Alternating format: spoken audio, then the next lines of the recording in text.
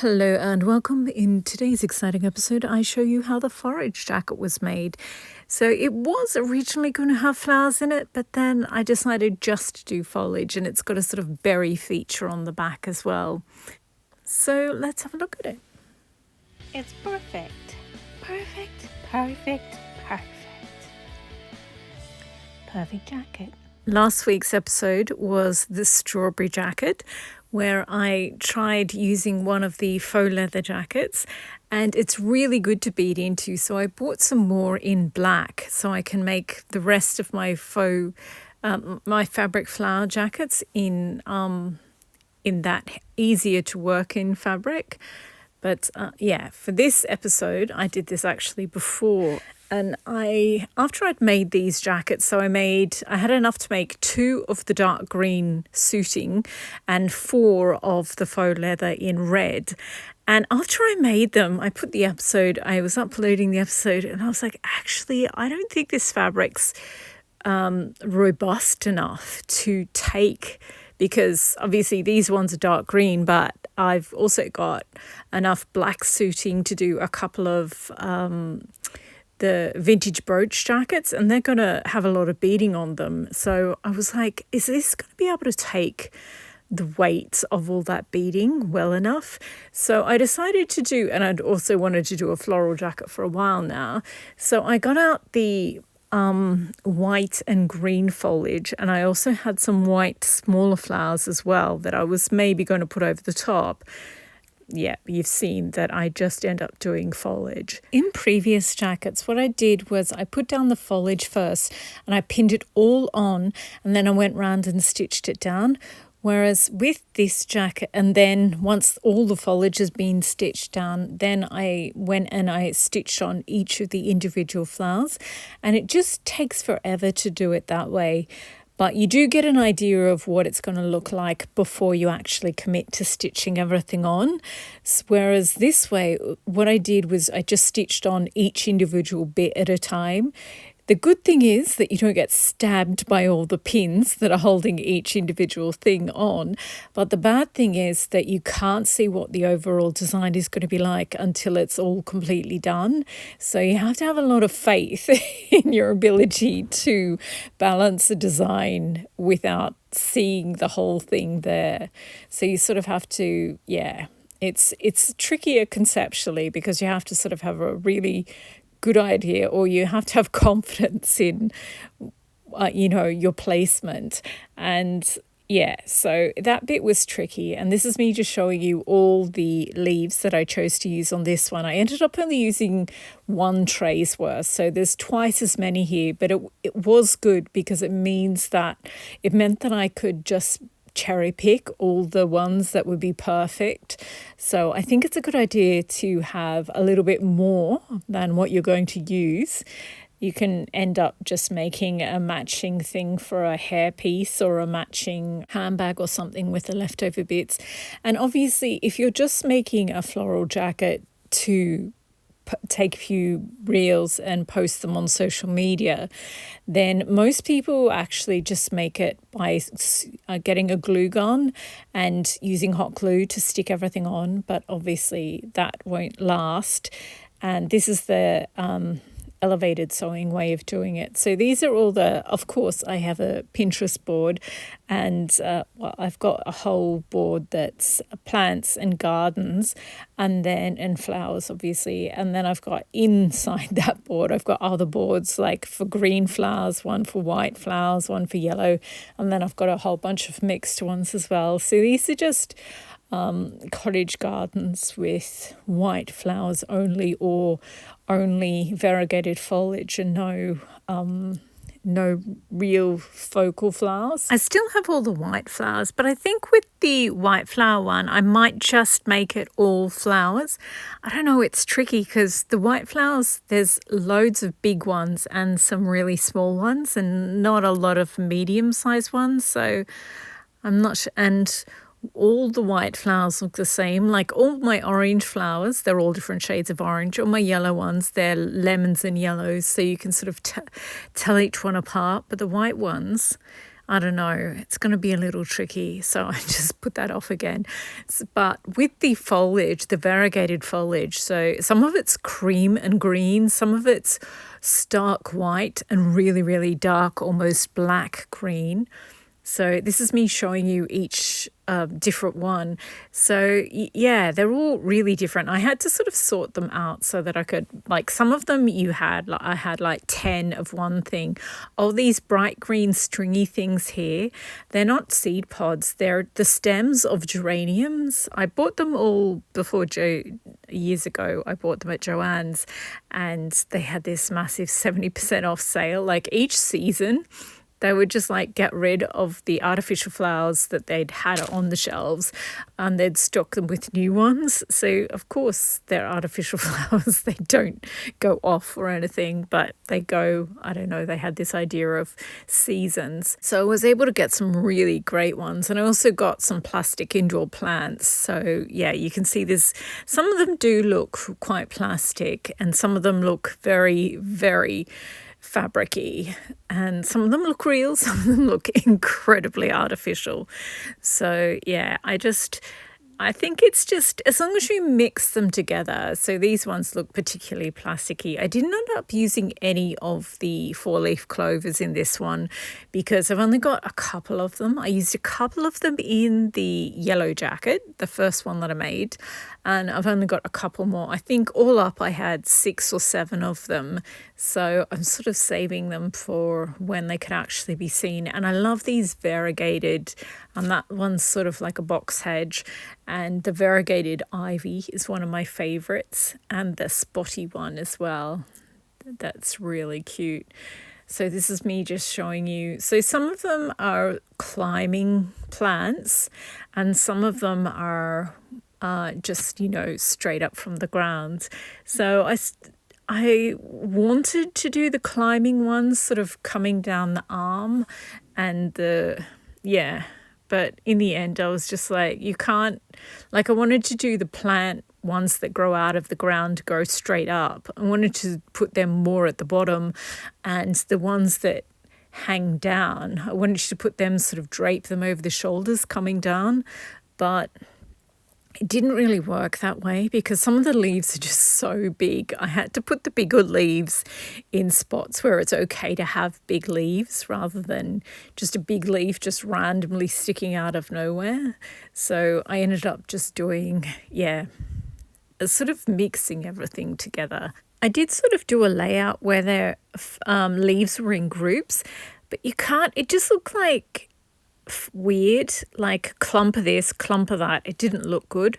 Whereas if you mix all the leaves together, your eye just always has something new and interesting to focus on, and you can see how much detail there is in the whole piece, and you can sort of see that it's a jacket rather than just a hedge.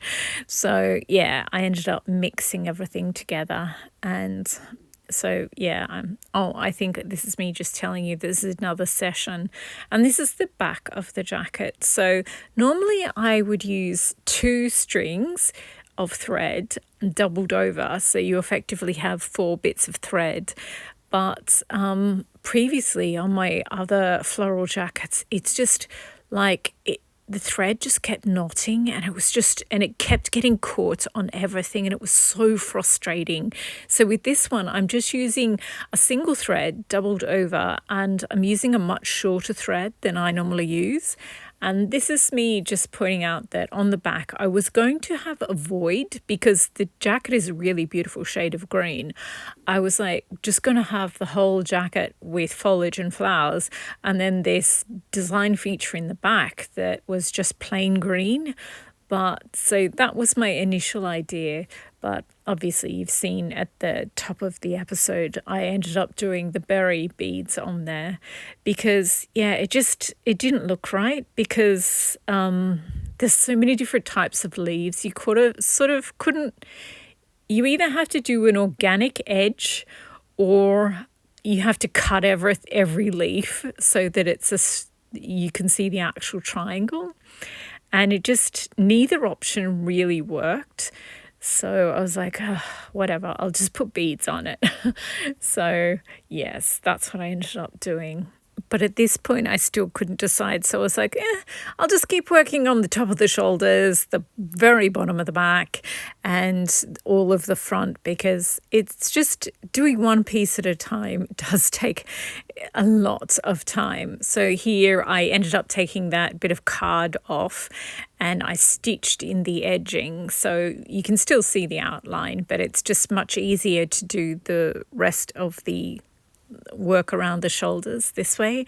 And this suiting, it's a little bit too flimsy. It's not flimsy, it's just not as sturdy as you would want. I think I would have to do at least one more layer of net underneath it if I want to use the black suiting instead of this dark green one for the vintage brooch jackets. So yeah, I'm really glad that I instead of making more jackets, because after I'd made those 6 jackets, I was like, okay, I don't like the sleeves on these ones exactly. I'll change them a little bit. I'll make some more jackets. And then instead of doing that, I decided to do this foliage jacket. And I'm so glad that I did, because I think I can still use the black suiting as long as I put more, like maybe another layer of quilting cotton behind it, plus one layer of netting. Because when you make those vintage brooch jackets, or you pin on loads of vintage brooches onto a jacket, it's just so heavy. So like you could, if you used a denim jacket, that would be good. If you want to make your own foliage jacket, I would definitely think about using a denim jacket, just because it's already there. You don't have to stress about making a jacket, and because while you're making the jacket, you sort of have to think about all the weight and how you're going to stitch everything on. And even though they're fabric flowers and they're actually quite light, they have these weird stems and they're glued and they have these little bits of wire in them and they're just impossible to stitch down. And another thing that I did differently on this jacket as opposed to the other fabric flower jackets and fabric foliage jackets that I've done is that I sort of just stitched down the stem and the top, like the base of the leaf on a lot of them. I didn't stitch down the whole leaf, which is it's just really tricky, but it looks so much better. It also means that you need a lot more leaves because you're not covering as much surface area and you can see under and over everything. So you kind of have to have layers, like a canopy over base layers. So it's really tricky. Oh, and at this point I was like, well, maybe I could do a slice of watermelon on the back. I'd accepted that I couldn't really leave the green triangle as just a void. I would have to bead it. I was like, maybe I could just alter the shape a little bit and do like essentially turn it upside down and do a slice of watermelon, but that's got green at the bottom, and it's like so dark green. It's like, will you even be able to tell it's a slice of watermelon? So then I decided to go with the red beads. And originally I was just going to do, I've got these sort of large size red transparent sequins, but they're transparent. And the jacket fabric is a really dark colour, so I was like, I don't think that will work. And that's why I ended up going with the beads. But this is me just trying to spin it around with one hand and hold the camera with the other hand. And it was actually kind of okay, but there's this point where you're turning it and it sort of falls, like you sort of have to pull it forward as you turn it. And a couple of times it nearly fell off. And I was like, okay, maybe we'll just turn the camera off, move it, turn the camera on again. So yeah, I really love these variegated leaves with the little holes in them. They're so cool. Like they're sort of like baby monstera leaves. And yeah, I just think it worked out really well. There's sort of, different leaves everywhere. So it's not organic in that that's not the way that they would grow. But I do think it's pleasing to the eye. And at this point, like if I was going to pull everything off and make this jacket again, I would definitely start with the feature on the back. But I can only say that now because I have all the information and knowledge that I gained making it the first time. So anyway, if you're doing one, I would definitely, and you're doing like a feature, I would definitely do the feature first, just because it would be way easier. And I would have done the berries first and then done all the rest, filled in everything around it. I think that would have been much easier. But yeah, so this is me admiring everything. So I did the tops of the sleeves, and then it took me a while to fill in the sort of sides of the sleeves and round to under the sleeves. And see, these are the little white geraniums that I have. And I also have some other white hydrangeas. So, and I have my bok choys. So I felt like at this point that it still needed something else in there. And those are the one on the right is tiny little strawberry shaped sequins that you can sort of put in strings. And then I was like, actually, I need some weight on this. So this is me showing you, I've used up one tray and this is everything. So it's sort of half of one tray and half of the other tray. So I still have enough to do a whole nother one. And I've got some green pearls. I ended up using my green glass pearls with they're sort of an avocado khaki coloured green. I ended up using them on this one. And I've got some other sort of dark green, like really, really dark green pearls that are glass pearls. And I think I'll use them on the other one, or maybe cream white coloured pearls on the other one. Because you know how you can get like wisteria in white. So anyway, I'm happy with the foliage of this jacket, but I decide that it needs weight. So normally when on the other jackets that I'm thinking of doing for vertical gardens, I'm going to use plastic beads because plastic beads aren't as heavy. But this jacket needs weight. So I decide that I'm going to put the glass pearls on. But before I do that, because as soon as I put the strings of glass pearls on, it's just going to be impossible. My thread will get caught on everything. So I decide to do the triangle feature on the back first. And I was going to use plain red beads, but I got out the red bead box and there were the Nostrala beads in there. I was going to save these for a different jacket, and it's going to be like silver and red. But I was like, actually, they kind of look like berries. And so I decided to use them on this one. So it's like fruit of the forest sort of thing. So I put them in groups and then I sort of hung down the smaller ones. I sort of hung them down over the top in strings. So yeah, I really enjoyed doing this because I don't really have very many of these beads. So I was like, I've got 2 of this, I've got 3 of these, and I got to use them all together. And because they're sort of in little groups, it doesn't seem like I'm just using 1 of one thing and 5 of another thing. I don't know. In my mind, it seems like it works. So yeah, I've probably got enough to do another design feature on one more jacket, and that's about it. But I really like the way that it turned out. I think on the next one I might mix them all up, but I don't know, I really like it. If I had my time over, I probably would make the triangle larger just because it looks so awesome. I kind of want it to look even more awesome, but I really wasn't sure how many beads it would take. So that's why I did it the way that I did it.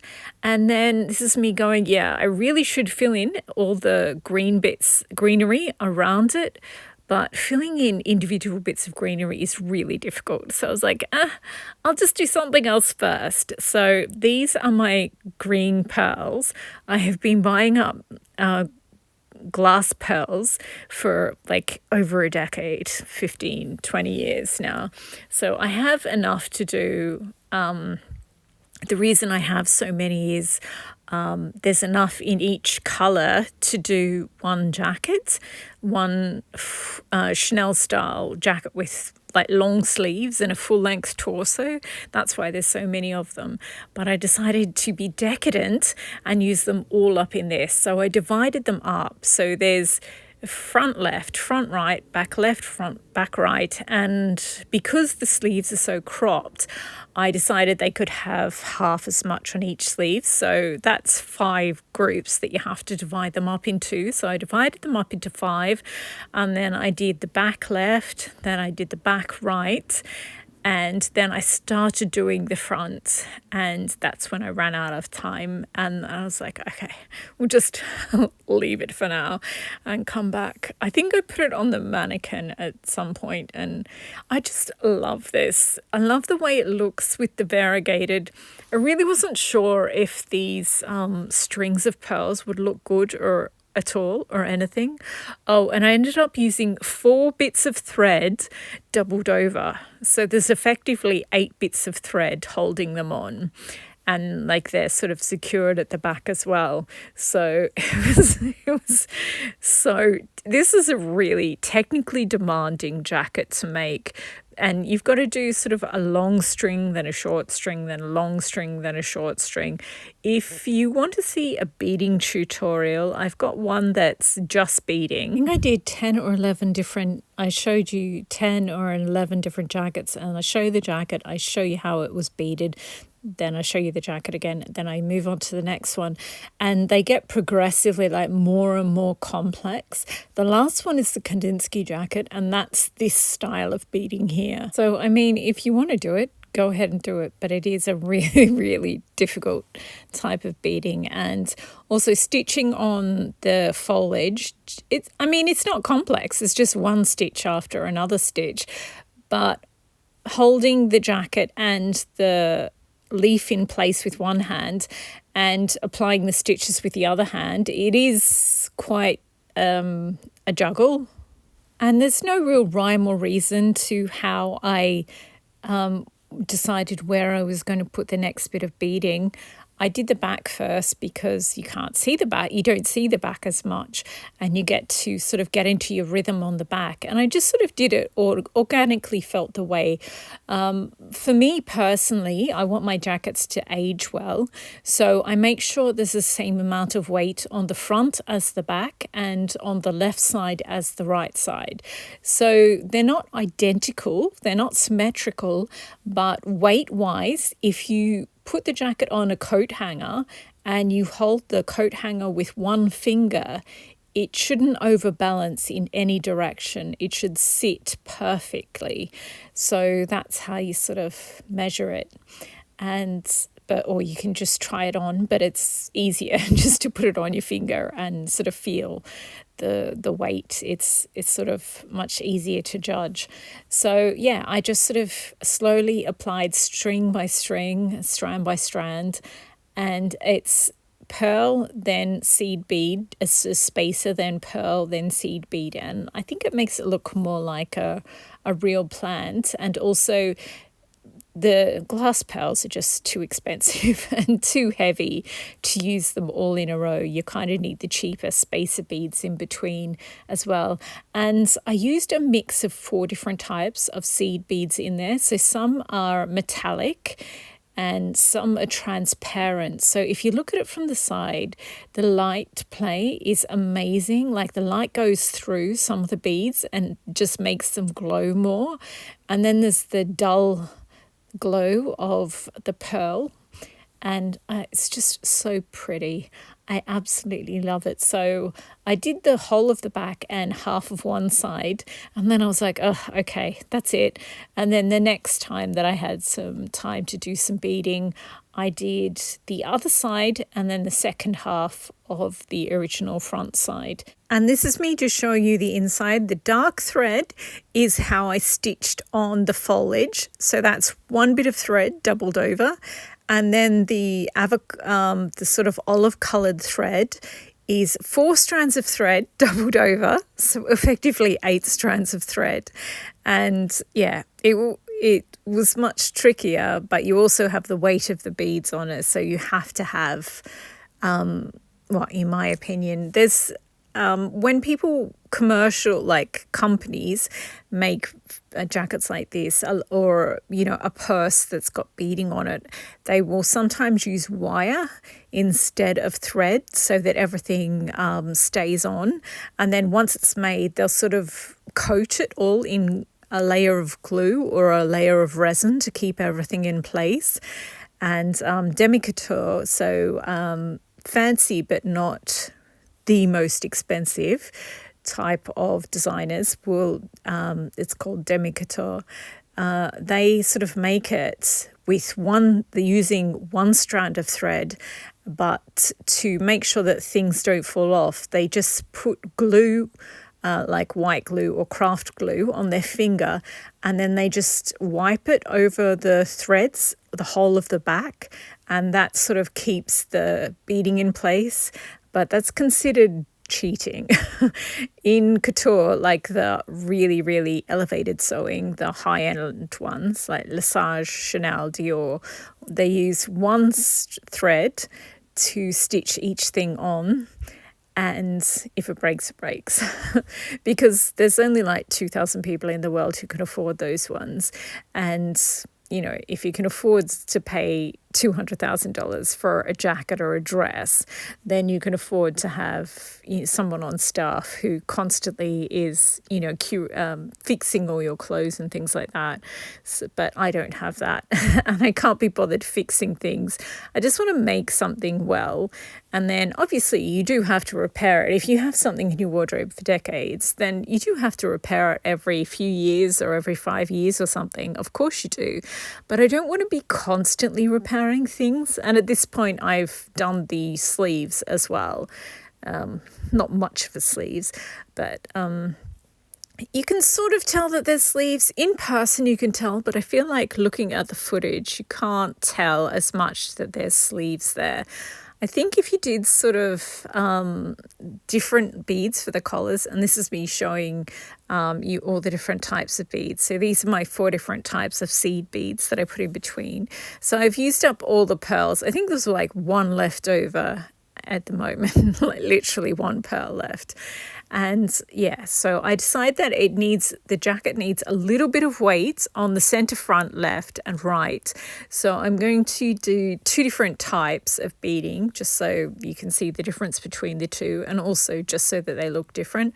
I think these ones are my favorite, but the hole is a little bit too small on those ones. It's okay if you're just using one bead every now and again, but I tried using all of these beads, and it just annoyed me. I was going to have to use a different, get out the beading needles. Beading needles are much thinner, but the hole in them is also much thinner. And I was using 4 threads doubled over. I was like, I can't really do that if I use a beading needle. So that's why I've used the metallic beads on this side. And I've used on the other side, I used other transparent beads with an AB finish, not the transparent clear ones. So they're still really nice. I like all of them, but I think I would have liked the other one a little bit more. And so that's pretty much it. I still have the back bit. There's still the design feature on the back. You know how I needed a few leaves around that? I still haven't done those, so I have to do that. But yeah, the amount of weight that I put on here, it's about 2 pounds, or maybe 3 pounds or 1.5 kilos worth of beads. So it is a lot of beading, but it really needed the weight, because it just felt like, these American footballers, how they have those big bulky padding things over the shoulders. It just felt like it was sitting really high, and there was a lot of fluff and not a lot of weight. So yeah, adding the pearls, I mean, they just look like 1,000 times better than I thought they would look. I was hoping they would look good. But yeah, I absolutely love the way that they turned out. I do have some really long bugle beads in green, so I'm really tempted to sort of just do If you saw my visit to a fabric store, I said that I really, really like these bits of grass or straw that sort of hang out awkwardly. I'm thinking of doing them sort of so that they sort of cascade down the arm, and so that you can actually see that there's sleeves on there. I'm thinking of doing that. And there's a little bit just around the top of the neckline at the back. I think I could probably add a few more seed beads there, just a few little clusters, just to, I don't know. And obviously I finally got around to adding those leaves and filling in the gaps around the design feature on the back. I just ended up cutting out individual leaves and stitching them on, which was a pain because if you only stitch on one leaf, then you actually see the stitches anchoring the leaf down. So I sort of had to stitch on one, then stitch on another leaf to cover the stitches of the bottom one, and then stitch on so you end up doing all these chains around it. And I sort of made it look more organic by doing 2 or 3 of one type of leaf and then 1 or 2 of another, then a cluster of a different type of leaf. So yeah. And this is me. I also had to fill in some bits under the arms. So next time I do one of these, I'm going to, that's me nearly knocking over the mannequin. So at this point, there is a lot of weight on the jacket. But because I've got the grass mat under the mannequin, I can turn it round, but it's still really quite heavy. And yeah, and there's a lot of weight on it. So occasionally it sort of rocks back and forward. So there were times where I was like, ah, and I had to sort of reach out and catch it. But yeah, I'm just so happy with the way that it turned out. Oh, I just pinned the 2 center fronts together so that you can see what it looks like. I'm thinking, like, I do have kilt pins and I could just put a kilt pin through it when I wear it.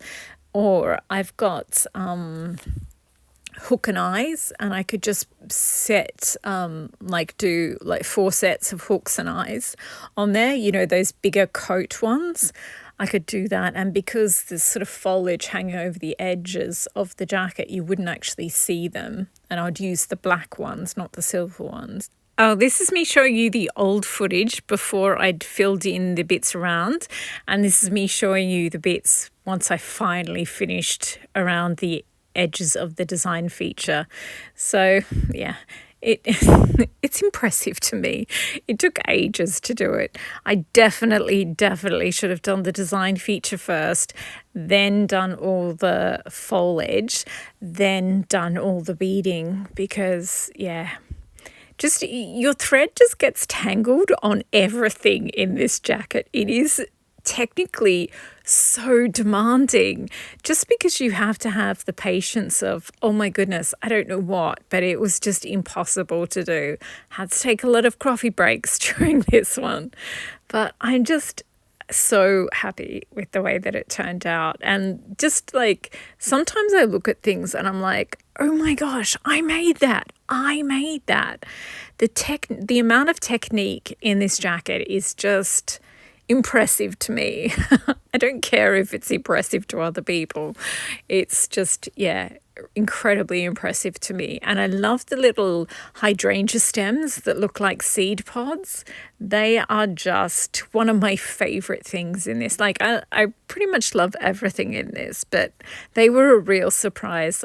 And the beading is also really impressive to me. Like, the only reason that you can do this amount of heavy beading in a jacket made of suiting is because it's got the webs of foliage over the top, like, because each bit of foliage has these strong plastic stems, so it's like being covered in this layer of roots all webbed together, and as a whole they make the jacket stronger. And that's why it's able to carry all the beads. So yeah, I'm still not sure about using this suiting to make the vintage brooch jackets. I don't know.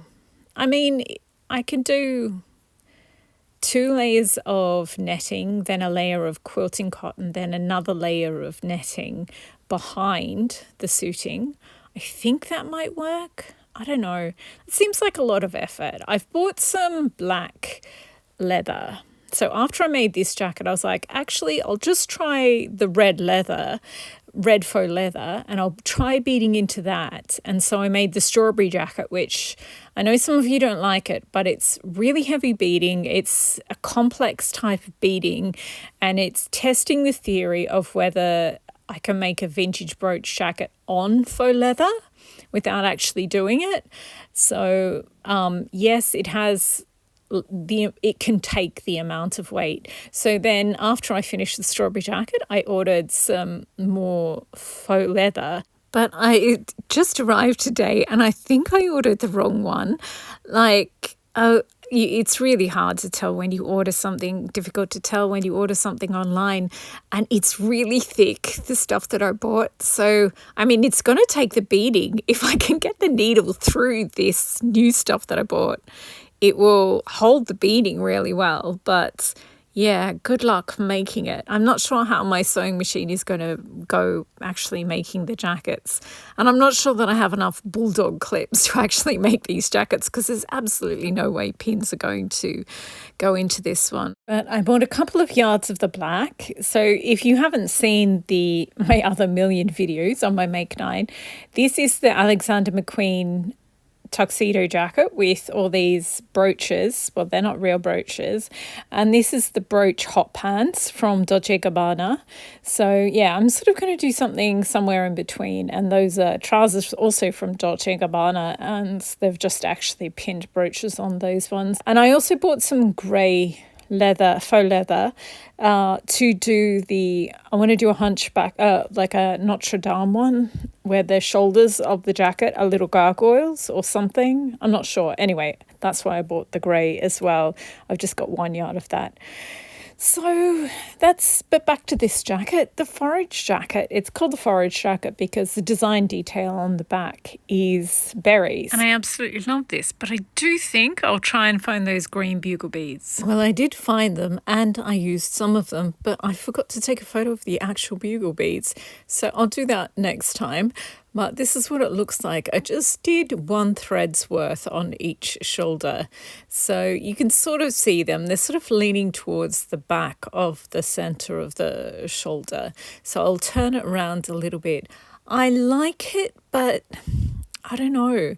In real life, it is straight. The grass is straight bit, nub, then straight bit, then another nub. So that is what they are like in real life, but they also get a lot thinner as they so they're sort of thin towards the tip, whereas in my bits of grass they're the same thickness the whole way along. So I don't know what to do about that. So I tried to. I deleted the footage I had of the grass. Back in May, I went and visited a fabric store, and on the way there were these garden beds and they had native flowers in them. And then they've moved them to put in these ones with actual flowers.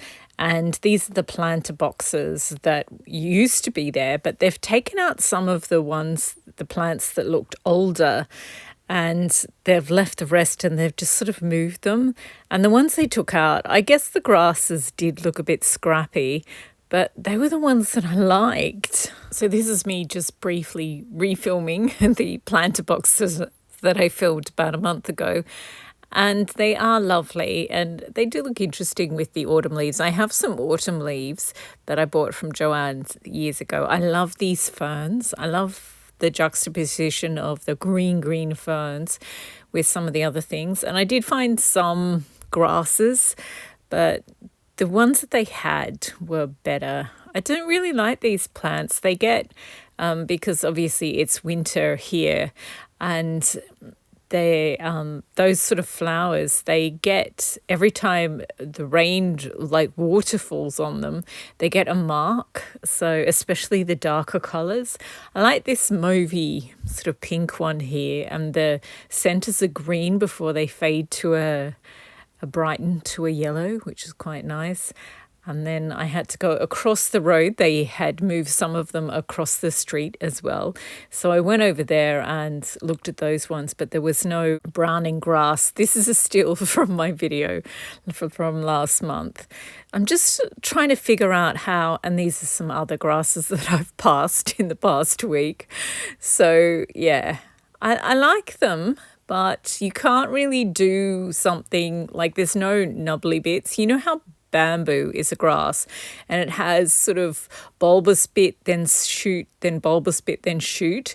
That is the type of thing you can do with beading, because you sort of have to put a long bugle bead, then a small round one, then a long bugle bead, then a small round one.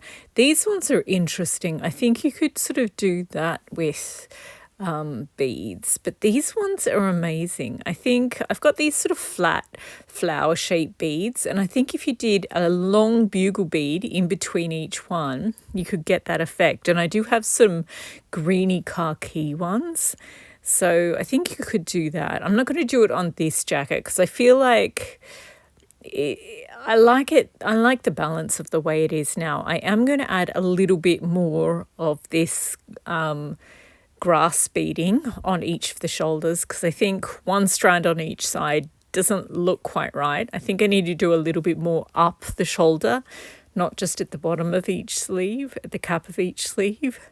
But yeah, I really like that grass. I'm going to think about it some more. So I'm going to go do some more bugle beading on these two shoulders, and maybe a little bit more seed beading around the back of the neckline, because there's just a few gaps where I think I should do some more.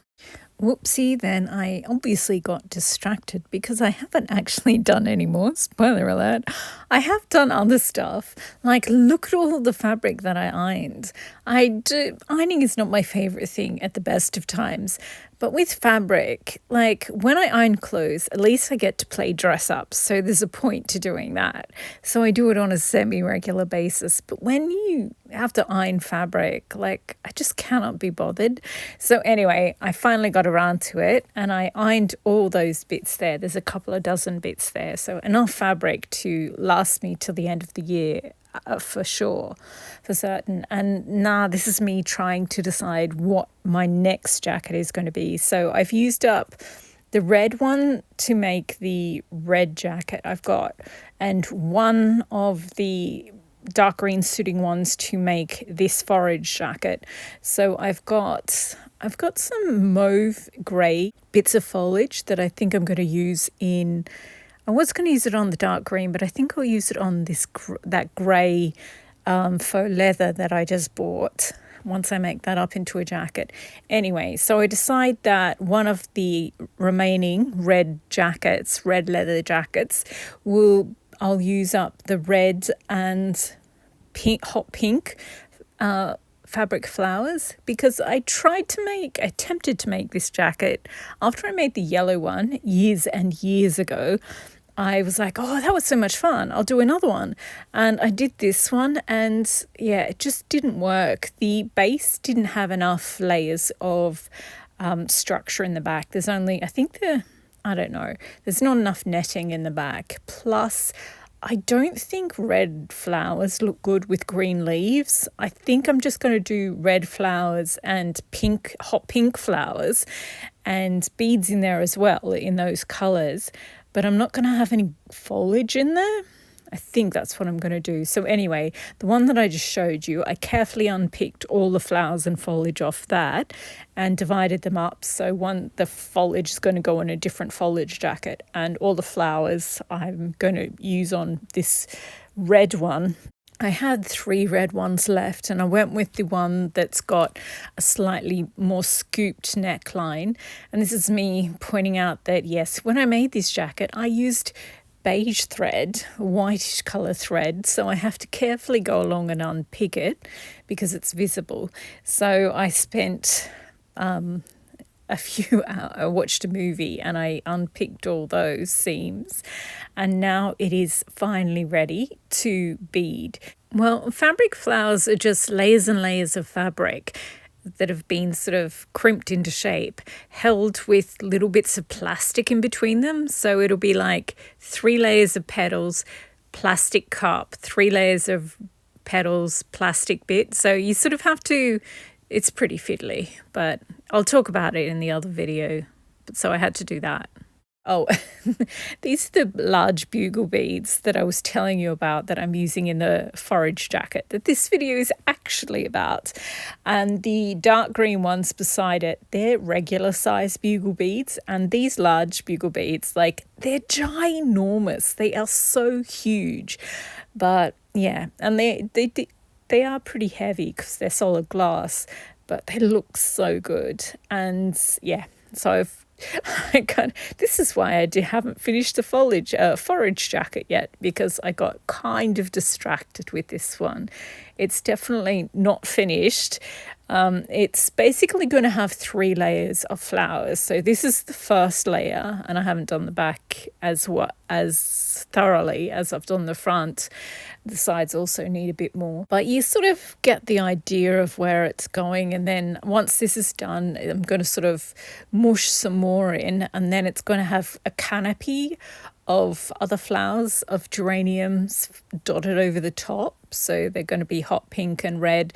So I know the color mix might not seem like it's exactly what it should be at the moment, but part of that is the jacket is red, which actually helps. I think when I did the first one, it was sort of a jungle foliage print with the occasional flower in the print, and it was really distracting, whereas this one is just red. So if you don't cover a spot with a flower, then it's as red as the flowers. So it's really good.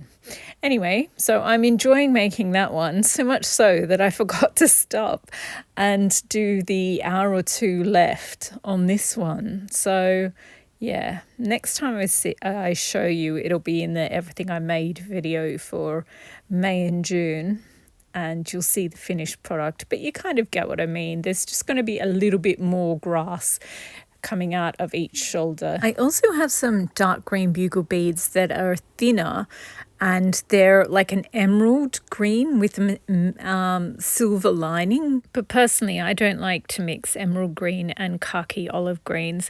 I like my khakis and olives to just be all together, and then the greens without any brown in there, the true greens, to be all together. Just because I love green so much, it's an excuse, I guess, to have loads of greens, loads of different things that are green. Anyway, that's it for this video. Thank you very much for watching. I hope you've been inspired to make a foliage or flower jacket of your own. I'm really excited about the bright pink and hot pink and red one. Because the last time I tried it, it was such a disaster and it was so disappointing. I'm relieved that the new one is seeming to work. Anyway, thanks again for watching, and happy sewing!